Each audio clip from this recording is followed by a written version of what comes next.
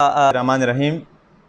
भाइयों और दोस्तों, आज हम एक दूसरी बुक का रिव्यू पेश करेंगे। बुक का नाम है द आर्ट ऑफ स्टेटिस्टिक के मुतालिक है और ये लिखी है डेविड स्पीगल-हाल्टर ने। ये एक ब्रिटिश स्टेटिस्टिशियंस हैं। कैम्ब्रिज यूनिवर्सिटी के अंदर उन्होंने वक्त गुजारा है।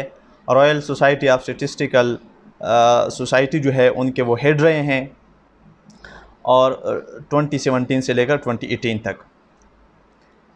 ये बुक जो इन्होंने लिखी है ये बड़ी नॉन टेक्निकल अंदाज में लिखी है, पब्लिक को समझाने के लिए कि what is statistic all about. Statistic के अंदर लोग क्या पढ़ते हैं, स्टेटिस्टिशियन का बेसिकली बुनियादी काम क्या होता है और वो जो पढ़ते हैं, जो सीखते हैं, उनका अमली ज़िंदगी के अंदर इतलाक़ क्या होता है। तो उन्होंने जो स्टेप्स काउंट किए हैं वो बड़े सिंपल से हैं कि स्टेटिस्टिशियन कोई भी एक प्रॉब्लम उठाते हैं और वो उस प्रॉब्लम के मुतालिक वो डेटा इकट्ठा करते हैं, डेटा को सॉफ्टवेयर के अंदर डाल के एनालाइज़ करते हैं और एनालाइज़ करने के बाद वो किसी नतीजे पे पहुँच। इसकी बड़ी खूबसूरत मिसाल अतर ने जो एक पेश की है वो है जनाब एक जीपी थे, जनरल प्रैक्टिशनर बरतानिया के अंदर, जिनका नाम था हैरोल्ड शेपमैन। वो सीरियल किलर थे, बहुत कत्ल किए थे उन्होंने। उनके ज़ेर असर, उनकी सुपरविज़न के अंदर जो पेशेंट्स थे उनका उन्होंने कत्ल किया था। कत्ल उन्होंने इस तरह किया था कि मार्फिन का वो एक लीथल डोज उनको देते थे और उनको कत्ल कर देते थे। उनके ऊपर पब्लिक इंक्वायरी बनी, 1998 के अंदर वो पकड़े गए और पब्लिक इंक्वायरी के अंदर जो ऑथर थे वो उसी पब्लिक इंक्वायरी का वो हिस्सा थे। अब स्टेटिस्टिक्स को इन्होंने इस इंक्वायरी के अंदर कैसे यूज़ किया। उन्होंने ये काम किया, ये एक प्रॉब्लम था ज़ाहिर है, कि डेटा इकट्ठा किया। डेटा इकट्ठा करने का मतलब ये है कि उसी एरिया के अंदर बाकी जो डेथ्स हुई थी, जो नेचुरल डेथ्स हुई थी, या बाकी डॉक्टर्स की सुपरविज़न के अंदर जो पेशेंट्स थे उनकी जो डेथ्स हुई थी, और शेपमैन की सुपरविज़न के अंदर जो पेशेंट्स थे उनकी जो डेथ्स हुई थी, ये सारा डेटा इकट्ठा करके उन्होंने सॉफ्टवेयर के अंदर डाला और एक पैटर्न स्टडी किया। अच्छा, पैटर्न के अंदर बड़े इंट्रीगिंग दो रिज़ल्ट्स आए। जो शिपमैन के जो पेशेंट्स थे उनकी डेथ्स हुई थी 1 PM से लेकर 5 PM तक इस दौरान, जबकि जो बाकी पेशेंट्स थे उनकी जो डेथ हुई थी वो date were spread through the day. तो ये एक डिफरेंट रिज़ल्ट था, डिफरेंट पैटर्न था। दूसरा ये कि शिपमैन के जो पेशेंट्स थे उनकी जो डेथ्स थी वो एवरेज से बहुत ज़्यादा थी। तो ये दोनों चीज़ें इस बात का सबूत थी कि इन्होंने इन पेशेंट्स के साथ कुछ किया है। समहाउ जब ये रिज़ल्ट्स पब्लिक हो गए तो कंक्लूजन उसका ये फिर निकल आया कि अगर इनकी डेथ्स की स्टेटिस्टिक्स के ऊपर, इनके डेटा के ऊपर अगर पहले से ये चीज़ नज़र में होती तो इतनी डेथ्स ना होती। इन्होंने जो कत्ल किए थे वो तकरीबन 215 थे जो डिफिनेटिव जो डेथ्स थी, और कोई 45 सस्पेक्टेड डेथ्स थी। 15 के अंदर वो कन्विक्ट हुई है, मर्डर की कन्विक्शन हुई है उनको, और फिर बाद में उन्होंने सुसाइड भी किया। तो इस मिसाल से आप देख सकते हैं कि ये स्टेटिस्टिशियंस स्टेटिस्टिक के अंदर बुनियादी तौर पर क्या काम करते हैं। अच्छा, डेटा के मुताल्लिक अब एक दूसरी बात ये समझनी चाहिए कि जो डेटा होता है वो जो सिस्टेमिक बायसेस उसके अंदर होते हैं वो कई दफ़ा वो पूरे एनालिसिस को डिस्टार्ट कर लेते हैं। मिसाल के तौर पे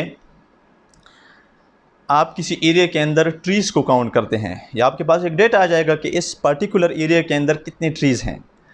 अब सबसे पहले आपने काम ये करना है कि आपने ट्री को डिफ़ाइन करना है कि आप किस किस्म के पौधे को ट्री कहेंगे। अब फॉर इंस्टेंस अगर आप कहते हैं कि वो पौधा जिसका तन्ना एटलीस्ट 4 इंच हो तो वो मैं ट्री के अंदर काउंट करूँगा, और जो इससे कम होगा वो मैं काउंट नहीं करूँगा। तो ये आपके पास एक किस्म का रिज़ल्ट आएगा, एक डेटा आएगा। लेकिन अगर आप अपनी ट्रीज़ की डिफिनीशन के अंदर उन पौधों को भी काउंट करते हैं जो कि 4 इंच से कम है तो आपके पास दूसरा डेटा आएगा। सिमिलरली जब आप किसी एरिया के अंदर सर्वे करते हैं, लोगों का हैप्पीनेस लेवल चेंज करते हैं। अब हैप्पीनेस लेवल जब आप लोगों से सवाल पूछेंगे कि आप कितनी हैप्पी हैं, तो जो रिस्पॉन्डेंट्स होंगे वो अपने हिसाब से हैप्पीनेस को परसीव करेंगे। किसी की नेज़ हैप्पीनेस की डिफिनीशन एक होगी, किसी की नेज़ हैप्पीनेस की डिफिनीशन दूसरी होगी। एक बायस की वजह से आपका पूरा डेटा जो है वो चेंज हो जाता है। अच्छा, और फिर ये इसके ऊपर भी डिपेंड करता है कि जो आप क्वेश्चंस को किस तरह डिज़ाइन करते हैं।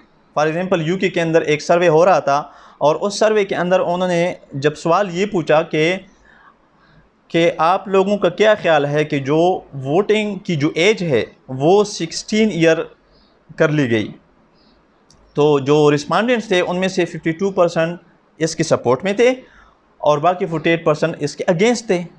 लेकिन जब उसी सवाल को दूसरी तरीके से डिज़ाइन किया गया, जब ये पूछा गया कि आपका क्या ख्याल है कि जो वोटिंग की जो एज है वो 18 ईयर से लेके 18 ईयर से नीचे ला के 16-17 ईयर पे लाई गई, तो जो रिस्पॉन्डेंट्स थे उनकी पूरी रेशो चेंज हो गई। जो पहले जो 52% लोग इनके सपोर्ट में थे, अब 37% सिर्फ सपोर्ट कर रहे थे। सिर्फ सवाल वही था लेकिन डिज़ाइन चेंज किया।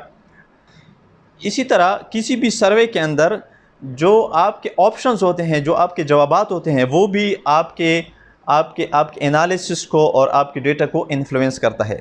फॉर एग्ज़ाम्पल, रेनेयर एक कंपनी है जहाज़ों की, उन्होंने 2017 के अंदर एक सर्वे किया और उस सर्वे के अंदर उन्होंने अनाउंस किया, प्रोक्लेम किया उन्होंने कि 92% जो कस्टमर्स हैं वो रेनेयर से सेटिस्फाइड है। अच्छा, जब क्लोजली इस सर्वे को देखा गया तो उन्होंने जो क्वेश्चंस पूछे थे अपने कस्टमर से, उन क्वेश्चंस के अंदर ये था कि आप या एक्सीलेंट सेलेक्ट करेंगे या गुड सेलेक्ट करेंगे या वेरी गुड या फेयर। इसी तरह उसके अंदर डिससेटिस्फेक्शन का कोई जवाब ही नहीं था, कोई ऑप्शन ही नहीं था। अब ज़ाहिर है जब ये ऑप्शन ही नहीं है तो वो लोग क्या सिलेक्ट करेंगे। अगर आप इसके अंदर ये भी डालते हैं कि फॉर एग्ज़ाम्पल बैड है, अनफेयर है, तो शायद कुछ कस्टमर उनको सिलेक्ट करते हैं। अच्छा, तीसरी बात फिर ये है कि आप डेटा को प्रेजेंट कैसे करते हैं। फॉर एग्ज़ाम्पल, आप देखते हैं कि किसी भी कंट्री के अंदर जो हॉस्पिटल्स हैं उनकी आप रैंकिंग करते हैं कि कौन सी हॉस्पिटल में सबसे ज़्यादा हार्ट सर्जरी की वजह से डेथ्स होती हैं। अब अगर आप किसी भी ग्राफ पे, किसी भी चार्ट पे आप ड्रा करें कि वो हॉस्पिटल जहाँ पे सबसे ज़्यादा डेथ्स होती हैं वो वाला हॉस्पिटल ये है, और इससे आप ये बेसिकली ये शो करना चाहते हैं कि इस हॉस्पिटल के अंदर ज़्यादा डेथ्स होती हैं, लेकिन कोई भी बंदा इसको दूसरी तरीके से भी इंटरप्रेट कर सकता है। वो ये आर्ग्यू कर सकता है कि इस हॉस्पिटल के अंदर डेथ्स इसीलिए ज़्यादा होती हैं क्योंकि लोगों का इस हॉस्पिटल के ऊपर एतमाद है और ज़्यादातर पेशेंट्स यहाँ पे आते हैं। चूँकि ज़्यादा पेशेंट्स यहाँ पे आते हैं तो इसलिए यहाँ पे डेथ्स भी ज़्यादा होती हैं। अच्छा, डेटा को प्रेजेंट करने का एक और जो तरीका है वो ये भी है कि फॉर एग्ज़ाम्पल एक दफ़ा ये सर्वे छपी कि लंदन के अंदर जो 99% लोग हैं वो क्राइम कमिट नहीं करते। ठीक है, ये एक पॉजिटिव रिपोर्टिंग है। लेकिन अगर आप इसी सर्वे को इसी तरह रिपोर्ट करें कि जो 1% है वो कमिट करते हैं क्राइम को, तो ये अब दूसरे अंदाज में, एक मनफी अंदाज में आप उसी रिज़ल्ट को पेश करते हैं। इससे ज़्यादा ख़तरनाक भी अंदाज में भी आप इसी रिज़ल्ट को पेश कर सकते हैं। फॉर एग्ज़ाम्पल, अगर आप ये कहें कि 10,000 लोग लंदन के अंदर वो क्राइम कमिट करते हैं, क्योंकि 10,000 लोग जो हैं वो पूरी आबादी का 1% बनते हैं, तो ये बड़ी ख़तरनाक अंदाज में आपने उसी सर्वे को, उसी रिज़ल्ट को पेश किया।